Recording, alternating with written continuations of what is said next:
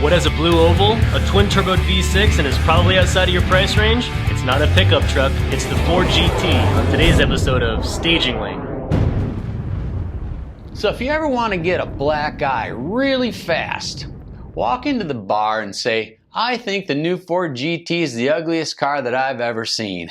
Man, I haven't found anyone that finds this car unattractive. Yeah, it's a beautiful looking looking car. If you look at a Ford GT and you say, thing's ugly, you just don't know cars. You don't understand it, because that car it's actually beautiful from every angle. I mean, there's nothing, it's got those, I don't know if I'd call it beautiful. I feel like it's the wrong word. It looks fast. Those flying buttresses, it looks like a race car. Well, I'm going to disagree with you on that, because I think that the flying buttresses are what actually adds to the beauty. You remember the old boats, the old wooden boats back in the day? They were really beautiful, and they had a really beautiful tapered back end of the boat. Oh, yeah. And that's exactly when I saw that tapered back end and you could see through the car, I thought, wow, that's really, really stunning. Just an amazing artistic expression. I mean, I get that they put it on there for a reason, because everybody's jumping on that bandwagon right away. But it's stunning. I mean, it's really attractive. And that's the thing. You walk up to the car and it's just, I don't understand how they paid such a good homage to the heritage of the design of the car, but still modernized it. I mean, and then dropped the ball in the engine department. Yeah. Whoops. Yeah, I'm sorry. You're right. They did, but it has the But it's the shape. It's also the shape that caused it to do with it, because it's supposed to be a teardrop shape. But it has the sexiest roofline of any car that's ever been out there. I mean, the roofline of that car is really, really beautiful. I think the nose is right. And when they did like the first original GT in the early 60s, that was really stunning, timeless styling. It was really, really beautiful, and it held on for a long time. And then when they did the updated version, they didn't stray very far away from the original design. I mean, it stayed pretty close to what they were up to with it. Sure. But when they did this is an absolute departure without losing track of what it was all about, which is, I don't have the capability to do styling, because I fancy myself a little bit of an artist, but I don't have the capability to take something and depart that far away from it, but still maintain the same feel, the same look, the same homage. If someone was to look at the 1960s version and this version, they would know it's the same car. Yeah, it has they some would go, styling cues obviously it's the same all the way up through the lineage. And I think that's one of the biggest things about it, but that's not the biggest thing about it. Holy crap, is this thing heavy. Oh, really? I guess I didn't really even look at those numbers. 350 pounds. And it's got a V6 in it. Yeah. So, I mean, if you put an 8-cylinder in there, or I mean, it'd be stunning if it had a 10-cylinder in it, wouldn't it? But, I mean, that's going to add another 100 pounds to the project. Now you've got almost a 3,500-pound car. Yeah. But there's a lot of crap in this that doesn't need to be in there. Like the hydraulic systems? Yeah, all that garbage. I mean, take that out of there. Because, honestly, I know very few people that are going to take their Ford GT to the track and drop it down as low as that thing goes. Which I think was kind of cool, because a lot of people don't know this, but the biggest thing when the last generation Ford GT came out, which was like the 04, 05 versions. 05, 06, yeah. Everybody was in the habit of saying, oh, the new GT40, the new GT40. Well, the GT40, when it was first made, was because the ride height was 40 inches to the 40 inches off the roof. Yeah, exactly. The new one was like 42 or 46 or something. Was higher. Yeah, and then this one's actually 41 and a half. So, I mean, and it's race mode. The original GT40 is if you ever see one in real life, I mean, they're really small cars. Tiny, I mean, they're really, really tiny. And I got a chance to drive a GT, the original, the 05s, 06s for a week. And I really, really loved that car. That's a cool car. I mean, the seats get crazy hot with those metal rings in them. Seats are awful. I mean, I was, the girl I was going out with then, she wore a real thin dress, for the date scene and stuff, and the dress looked great on her, but when she got up off it, she had the big circular rings in the back, awesome. and it was, I had to, walk in the restaurant behind her, and I said, man, well, we'll have to do something on the way back. I said, because you got big rings on you. So that wasn't a very good design, but the design of the car was fantastic because that car, you could throw the car around and just manhandle it, and it was supercharger back there whining. It was fantastic. Now, I don't know how this car is. I mean, there's people, they've taken it out and they've done tests and they've done runs with it and stuff, and it's fast, but I don't know how it's going to be in the real world on a daily kind of basis. Not like people are going to drive it on a daily, but that 0506 car that I drove, you could daily drive that car. Yeah. It'd clear everything. It was a really fantastic car. Sounds As a matter of fact, good. I will drink to that. You whiskey girl.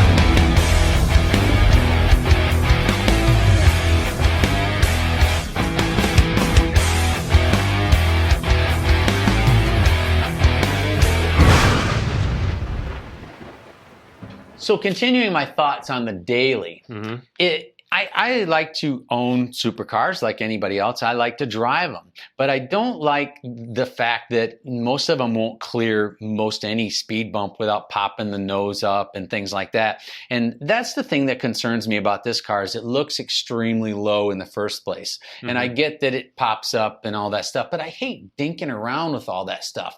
I mean, but see, the neat thing I thought about this was that technology that is obviously weighing it down, but to have that front lifter system, those of you that have supercars that have to go through this problem, which is, it's really bad for you to have to lift your front end.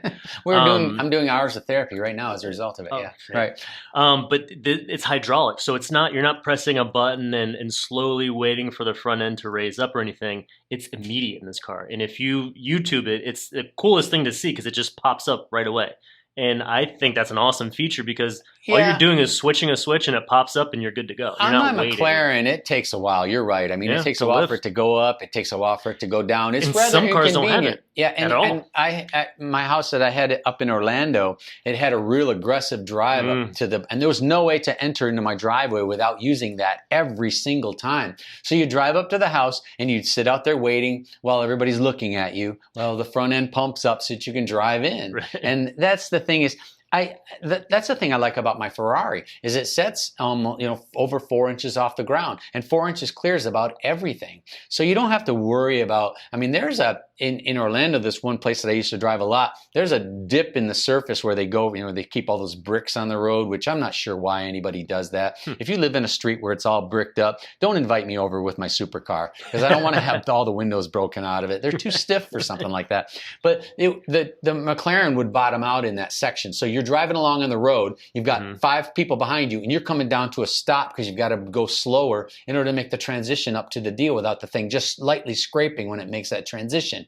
And my Ferrari, I could blow right over that. So you're kind of annoying everybody because it's in a roundabout. And you're coming to almost a stop while the thing pumps up, and then you can drive through. So So the quickness of this, even though it adds to the weight, is cool feature. It is, and I get that, but I'm not a fan of this car for another reason. I love this car because I like the way that it looks. But I don't like this car because I don't like the sound of it. I mean, it's like that Rimac. Really beautiful, beautiful car, but it has no engine. And I don't want a performance car that doesn't make noise. That's emotion. Cool. It's emotion. Yeah, and don't get me wrong, we've gotten a chance to see or hear this car, different versions of this car, a bunch of times. And it doesn't sound bad, but our argument is it's not, especially for its price point and its heritage. I mean, come on, this is a legendary car, especially for the U.S. Yeah, why wouldn't you put a V8 while you still can? Oh yeah, you want to hear something cool. I mean, just listen to the original Ford GT or listen to the 0506 GTs. Man, they sound awesome. And that 0506 GT is still breaking speed records in Texas. I mean, it's a fantastic body shape. Absolutely. And the motor is indestructible. It's a big Ford V8. So I know they were trying to save weight on this car, but they probably should have saved weight by getting rid of all of these hydraulics that were in the car. I mean, because I could just give it a little bit of ride height. Then if I go to the track, if I really wanted to go to the track, I would manually crank the thing down, just make it easy access with the things and drop it down to a marked point and you're good to go. I mean, on my road course cars, I would have little tape markers on the body of the car that I would use if I ever got clunked into and stuff, so I wouldn't lose my preload on each tire, so I knew where I was at. You could do the same thing with the Ford GT. You go in there, you put markers on the car and say, hey, drop it to this point. You drop it to this point, it stays scaled the same. You can go to the racetrack, go out and race around, and then pop the thing back up manually. Save 200 pounds worth of crap and garbage and electronics on the car and take some weight off it, because 3,350 pounds is way too heavy for a car that has a V6 in it with a carbon tub. I don't know where all this weight is, but that's just too much. And that's in, carbon fiber wheels and things like that.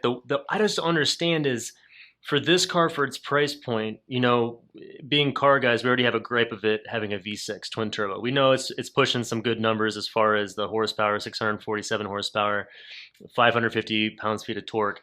But you also have things like the interior. There is absolutely no room in this interior. You are literally shoulder to shoulder in this car. And it's supposed to be because of weight savings. With the cockpits like this, it's smushed together. That's why it's got the V6 for weight savings. Even the rear window, another issue. You close that thing too hard, it'll shatter the rear window. Oh, I didn't know that. Yeah, they recently changed it because they put a polycarbonate piece in there now. Oh, that's a good idea. But the interior doesn't bother me, because I hate to qualify this to say that it's a Ford, but it is. I mean, and so if I buy a Ford, I know I'm not going to get diamond encrusted dash pads like if I bought a Bentley or a Rolls Royce. I mean, I know that I'm buying something that's more geared towards I don't want to use the average purchaser, but I know they're not going to waste a lot of money on materials that I don't care about. Because I love the steering wheel on this car. Yeah, it's got dials and knobs and stuff that I can run. It's not this crazy high-tech super digital thing that I got to memorize. Push this button 3 times and do this. It's got some crazy digital stuff in here, It's got cool too. stuff, but it's easily understood. So if I was to get in one, I could immediately get in one and feel comfortable behind the wheel because I know what all that stuff does. So I love the layout of it. I love the simplicity of the interior, but I'm a Dodge Viper guy. I mean, I'm the same way. You get in a Dodge Viper and you can just get in the car right away and you know what everything does. It's got a rack of gauges. It's got a big old shifter. It's got the thing over here. Boom, you bolt in it and you're amazing right off the bat. You don't need all this crap dialed in and change your axle percentages or anything like that. You just jump in it and you start racing it. And that's what I think this car you can do. You can get in this car and you can be a fast driver of it right away, because the car's layout allows you to instantly get in it and know what does what without having to have a book. It's kind of funny because they had a guy recently accepted a Carbon Series version of this that he just received, and they took it to a dealership to have a walkthrough done, because he's like, there's so much stuff in here, I don't know how to use it. And so there's a guy that flies around and all he does is intro the car to the new owners to show them all the little quirks and how to do things with the systems and all the gauges and stuff like that. So your point, it's simple, but it's a lot of technology. I know there's a lot of stuff in this car, but at the same time, but if you look into some of these modern supercars, you really have to grow up in a different era, because I'm an older guy. So I mean, it took me a while to even switch to Max. I was a DOS guy. You know what I mean? So I was, so when you go to cars and cars get more and more technical and just, it's like and it's starting to bother me, because like the new Tesla, they have a Tesla out that they're experimenting with, that instead of having a shifter lever that you put into gear, it's got a swipe function on a computer screen to swipe it into gear. And they go, oh wow, that's so cool, it has a swipe function. Well, I grew up in Michigan. It's 15 degrees outside. I got gloves on. You gotta heat your hands up to be able to... I gotta pull the gloves off to swipe to get the car into gear, because the guy goes, well, don't you have a garage? I go, yeah, but garage doesn't follow me to work. Right. I still gotta park out in the snow. Sure. So the technology in cars today, to me, is getting annoying. Yeah, because I don't want that much of it. I really like simplicity, and this brings a lot of that back. I like the gauges and stuff being digital and all that technology there, but kind of like we were talking about a past episode, the Ferrari F50, how it was man and machine. Mm-hmm. To me now, it's just becoming machine. Or machine and man. Rather than man and machine, it's machine with a little bit of input, and if man or woman. If you get a chance to drive, any of the cars today, I mean, they've got capabilities built into them and we've talked about this before, where if you drove the Corvettes when they first came out with, I'll give you a good example. My wife's got a G-Wagon, and it's the most annoying thing in the whole world, because you'll take off from a corner and you stomp the thing down, and you normally do a little bit of a burnout, and it kind of spin the tire on the car, and the thing just bogs right down, almost shuts off, and then it comes back up. The Corvettes do that. The G-Wagon does. This is a new G-Wagon, and the technology in the G-Wagon is still 10 years ago, because I mean, you got to brake torque it. That's what. Well, I'm just saying is that when you slam the throttle down in the G-Wagon, you turn around the corner, it should be spinning the tires a little bit. Yeah. It doesn't. It just bogs the car down, and it lays down so hard, the G-Wagon does, and then it comes back up suddenly. I think I hear a Brabus upgrade. That's what I'm hearing from this. But this car has got a good amount of technology in it. Oh, yeah, and, for sure. and I think that's important to have in cars with this kind of capability. But I think that they need less in some of this stuff. And that's why I still pine for the days, like we talked about the F-50 episode earlier. I still pine for the days of those cars, because those are the cars I enjoy racing, because it's me driving the car instead of the car driving me. Another thing with this car too, that I always like little bits and features of cars where thought was put into it. So for instance, the interior, the seats don't move. The seats are in place, and that's where they are. But the pedals, they move forward. The steering wheel can move forward. It's telescoping. So that to me is cool. The tail lights on this thing they're hollow in the middle, and it's actually an exhaust for the engine coming out of the air compartment. So little neat things about this car that thought was put into it. Those flying buttresses are obviously for a reason, with that teardrop shape, saying that the car is going to be hitting the air and breaking that, and it's just going to form around the car. Also another reason why I went with the V6, because the V8 wouldn't fit in that. Well, it's a good thing that they did go with the V6, because 57% of the weight is in the back of the car already. Wow. If you threw a V8 in there, I mean, this thing's going to understeer like a monster until you get any kind of airspeed in the front. I mean, in order to get the engine where they really wanted it, they needed to use a V6, because if they would have used a V8, the engine would have had to been so far forward. I wonder if we could do some kind of consulting for these companies when they if they just send me one for a couple weeks, I'll drive around and tell them where to put stuff. Perfect. How's that? Done. The car has a lot of light and stuff on it. I mean, it's got the carbon fiber wheels, but it only saves a couple of pounds. For 30 grand. No, 2 pounds a wheel for $30,000. That's kind of nuts. They look great though. They look great. I still have another complaint, and it comes down to tires again. It's got a 245, 325 tire. It's got a little teeny tire on it. I mean, man, GT3 RS and Dodge Viper, someone's got to be in these tire companies that can tell us why. Why are these guys comment below, such a please small let tire? us know why. I just don't get it. I do like the fact that they use that what's called the Magna PT transmission. It's the Getrag, the same one they use on the Ferraris. Real good, reliable transmission on the car. I love that about it. Is there an alarm going off?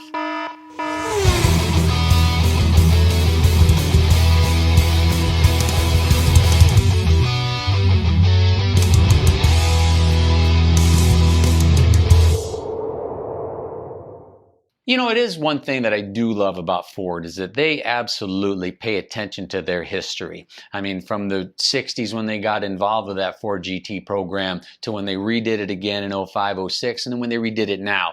And they came back to Le Mans with this car, and they really stomped with it. Yeah. They showed up in force, just like they did back in the 60s. Yeah. And it was interesting, because I was surprised that they came back that hard. Because people usually come out and they go, okay, it's time to just make money off these. Oh, no, not Ford. They're not making money on this car. Right. There's no way. I mean, the last car I would say no, but this one, $550 before options, no. From what I understand is that it took like 300 people like 3 years to develop this thing.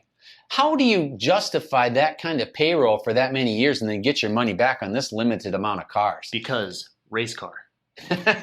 No, I just think that this should be $1 million car. And this is an incredible bargain. on this car at $500,000. Well, that's why you only get 6 cylinders. It really is. Well, it is. But I see where they're going. I mean, they're going futuristic. Thank God they didn't put an electric motor on this thing, because we wouldn't even done the car. But they do need to work on the sound, and the new one. You can get that Akrapovic titanium exhaust, And I remember when there was a exhaust company. Yeah, and that's not a cheap upgrade. Oh, I bet. Yeah, from what I understand, it's like $10,000 for that, for that exhaust. But it does need it. But I got a problem with this car in one aspect, is because I'm starting to get to the point where I'm trusting top speed claims like gas station sushi. I just don't believe. I just don't believe well, you take a look at I was watching a guy take a Ferrari 458 out on the Autobahn, and I watched the time stamp on the thing, and he had gone from 137 miles an hour, basically 220 kilometers an hour, to 201 miles an hour, and it took him 45 seconds.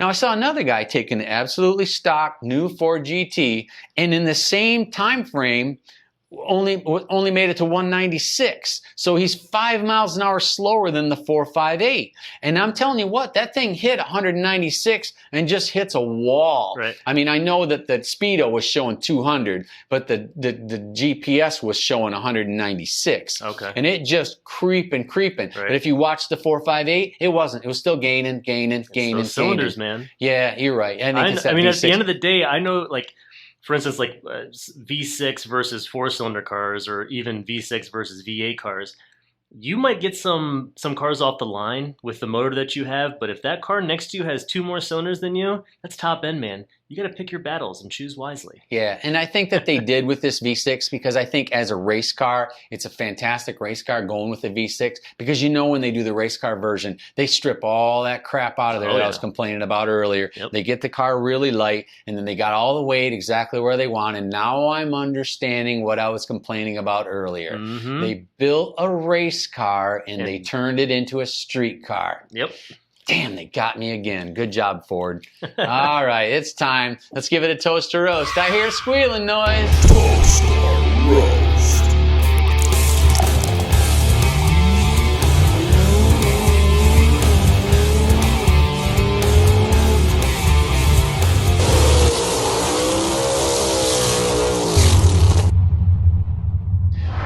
I mean, I know there's no way that this is going to have a low styling rating in any shape or form.